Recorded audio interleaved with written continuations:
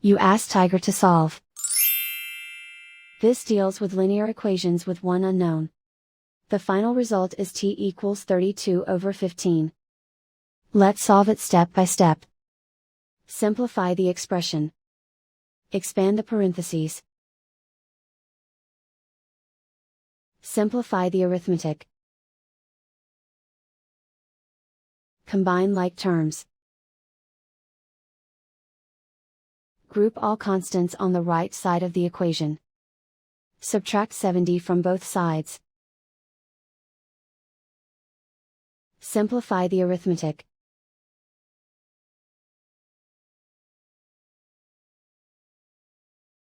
Isolate the t.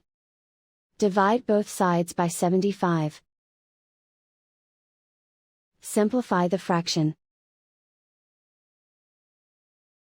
Find the greatest common factor of the numerator and denominator. Factor out and cancel the greatest common factor. And so the final result is t equals 32/15.